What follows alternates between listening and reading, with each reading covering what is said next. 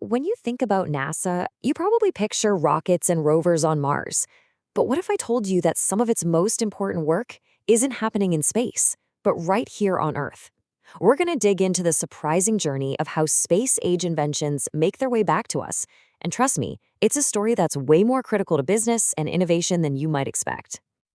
Picture this. You're in a startup's workshop. It's buzzing, chaotic, full of energy.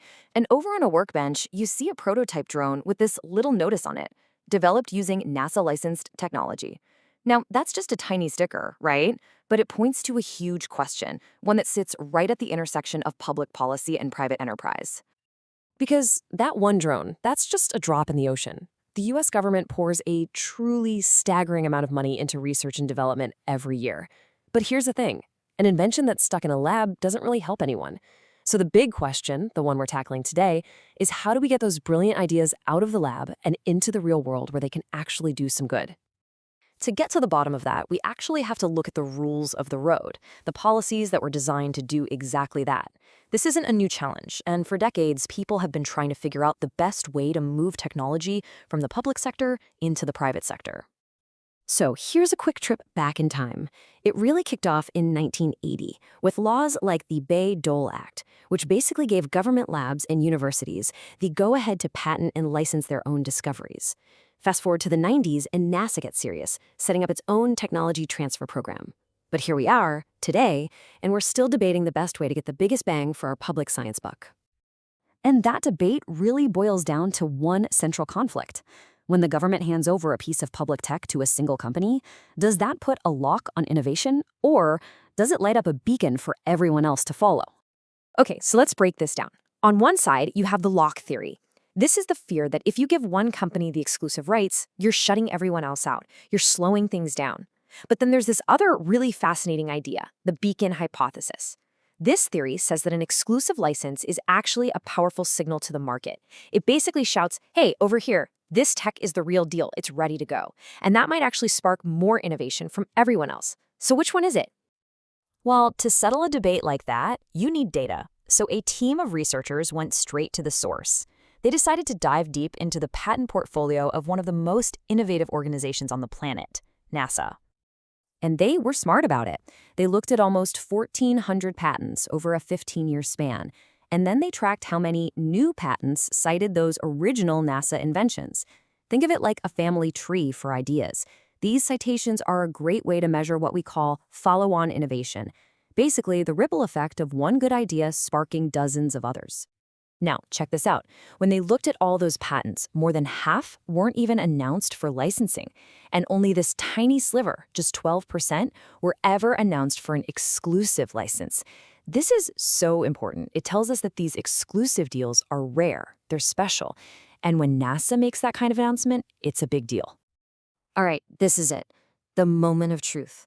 What actually happens when one of those rare announcements gets made? Is it a lock or a beacon? The first result is pretty stunning. The patents that had an exclusive license announcement, they generated 68% more follow-on innovation. 68%, that is a huge win for the beacon theory right out of the gate. But wait, because the story doesn't end there. The researchers realized that in the world of patents and innovation, timing might just be everything. So they asked, does it matter when you make that announcement? And the answer was absolutely. Get this, when the exclusive license was announced after the patent was officially granted, the follow-on innovation jumped by an incredible 159%. 159. That's just a massive, undeniable signal that once the tech is formally protected and then given a commercial green light, the floodgates just fly open. So there you have it. The research pretty clearly shows that in this context, exclusivity isn't a lock. It's a beacon. It's a signal flare to the entire innovation community that says, this isn't just a cool idea anymore. This is a mature, valuable technology that's ready to change the game. So, we know the beacon works, but who's actually seeing it? Is it just the one company that got the license? Or is the light reaching further? This is the million-dollar question for anyone who cares about broad economic benefit. And the data here is just fantastic. This new wave of innovation, it was coming from everywhere. We're talking about totally different inventors working at different companies, located in different parts of the country, and sometimes in completely different industries. It is the perfect example of a true knowledge spillover. I mean, let's be clear about what this means. This isn't just the one company making a few tiny tweaks to the original invention. No, this is a cascade. It's one signal sparking a chain reaction of new ideas that ripples across the entire economy. Okay, so let's bring it all together. What's the takeaway here? How do we use this insight to get the absolute most out of our public R&D?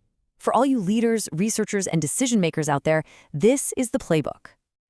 It's pretty straightforward. For policymakers, the message is stop thinking of licensing as just paperwork. It is a powerful strategic tool. A well-placed exclusive license can multiply your return on investment.